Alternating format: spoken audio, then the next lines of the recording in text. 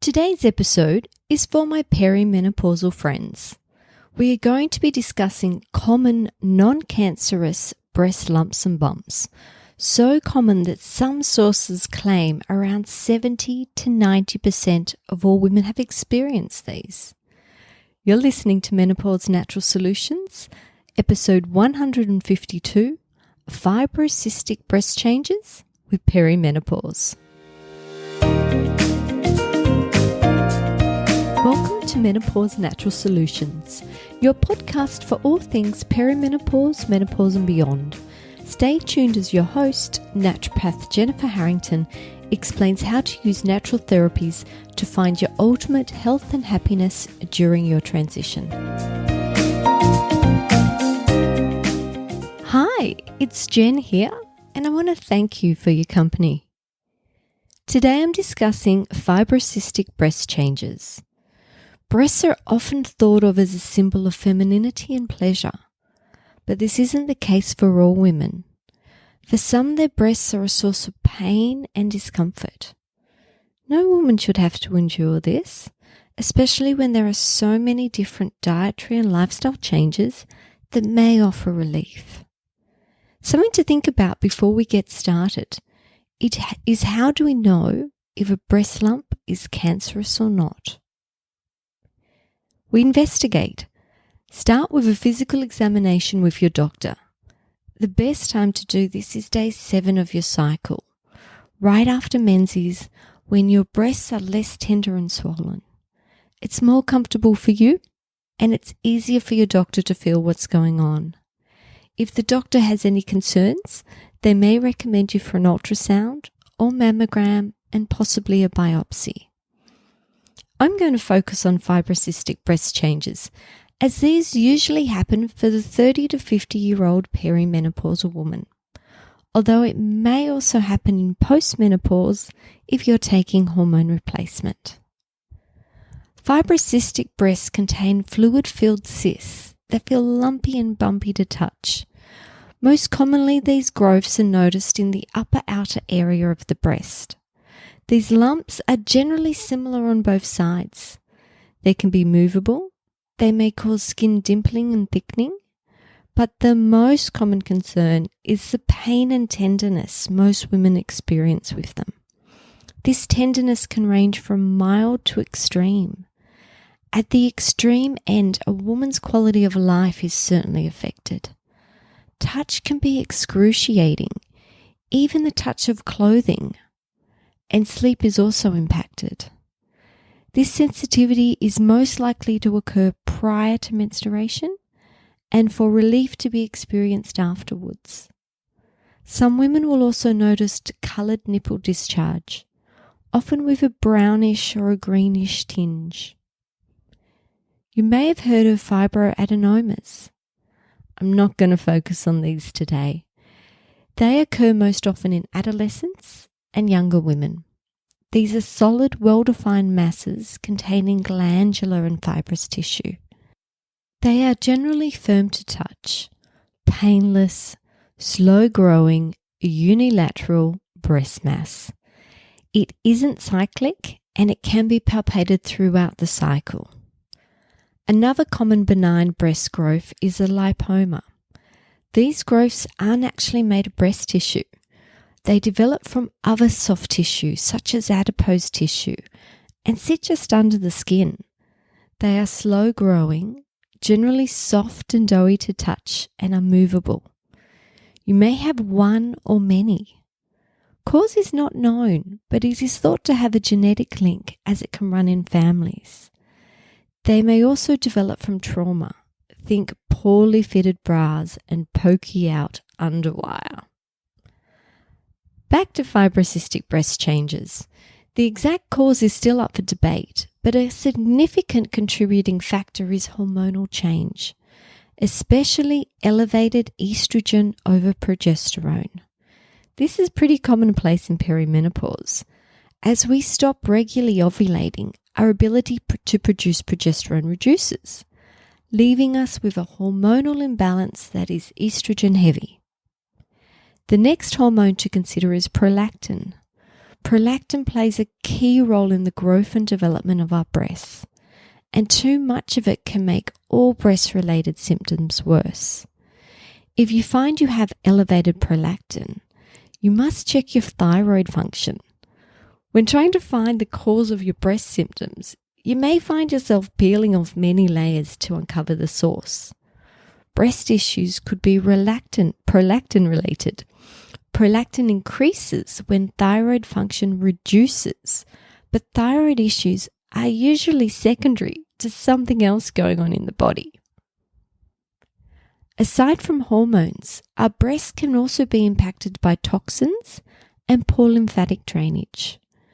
As our breasts contain adipose tissue, another name for fat tissue, they make the perfect storage point for all of our fat-soluble environmental toxins.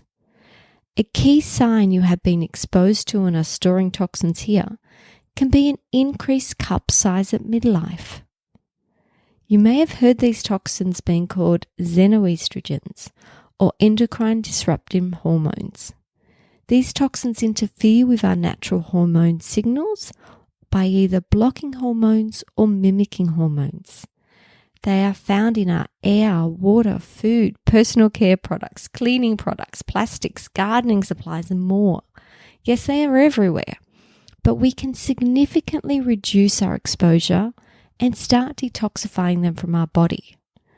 The best way to do this is to swap conventional food for organic food, tap water for filtered water, stop using perfumes, throw out your plastics, and swap your personal care products for chemical-free versions. If you would like to know more about this, I co-created a program with building biologist Joe Leah called Healthy Homes for Healthy Hormones. I'll leave a link to the program in the show notes in case you're interested. But back to detoxification. This is where your lymphatic system comes in. Think of it as your trash removal system. Our breasts and underarms are heavily saturated with lymph nodes. Swelling is a sign of poor lymphatic drainage. In this case, you may benefit from a lymph drainage massage. There are healthcare professionals that specialize in this form of care, and there are also resources you can Google to teach yourself a self-lymphatic breast massage at home. Did you know diet can play a huge role in the health of your breasts? Many studies back the link between caffeine and breast pain. The culprit is methylxanthines, and unfortunately these are also found in chocolate and tea. The good news is that most women experience significant reductions in breast pain when they cut their coffee. Alcohol is also problematic. Correlation studies have found that women who regularly consume alcohol have an increased risk of experiencing breast pain. While we were here, I have to mention cigarette smokers also have a higher incidence of breast pain. On the bright side, these foods have been found to be helpful. Flaxseed, freshly grounded and sprinkled over food, aim for 2 tablespoons daily. Cruciferous vegetables, especially broccoli. The allium family, especially garlic and onion. Minerals to the rescue. Iodine. Iodine deficiency is thought to disrupt the natural life cycle of breast cells, promoting breast swelling, heaviness, and tenderness. An interesting note is that breasts contain the second highest concentration of iodine in the body after the thyroid. Kessler, in his 2004 study on iodine and fibrocystic breast symptoms, found high-dose iodine was more effective than low-dose iodine or placebo in reducing breast pain and discomfort. Personally, I'm very cautious with iodine, especially high-dose iodine supplementation. I start with testing, but not only your iodine levels, I also need to rule out the presence of thyroid antibodies before commencing treatment, as iodine can promote the increase in these antibodies. Please work with a practitioner if you have both breast pain and autoimmune thyroiditis. Zinc. Zinc has a role to play in all aspects of prolactin production, storage, release, and action. I like to test zinc and copper at the same time to check out their ratio. Copper has an affinity for the breasts, and an elevated copper to zinc ratio may increase the risk of breast cancer developing. Vitamin E. These days I have a strong preference for the tocotrienol form of vitamin E. You may know this is the annatto form of vitamin E. Vitamin E reduces the production of pain-forming prostaglandins, and it is one of the most popular nutrients to consider for reducing breast pain. It may also support progesterone levels. Selenium is another very important mineral to consider. Correlation studies have found women with low selenium levels to be at greater risk of developing fibrocystic breast changes than women with normal blood selenium levels. B vitamins in general assist with lowering and detoxifying excess estrogen. B6 specifically helps to suppress the rise in prolactin levels while assisting to balance other reproductive hormones like estrogen and progesterone. Magnesium. Sorry, I couldn't go an episode without mentioning the almighty magnesium. Magnesium helps to preserve progesterone and to encourage the breakdown of excess estrogen. There are so many other nutrients, oils, and herbs that may help. The key message is relief is available. You may like to start by trying some of the dietary or lifestyle changes mentioned today, or consider booking in a consultation, and I can help personalize a treatment plan for you and fast track your results. Thank you again for your company today. I hope you have found this useful. I look forward to connecting with you again next time. Bye for now.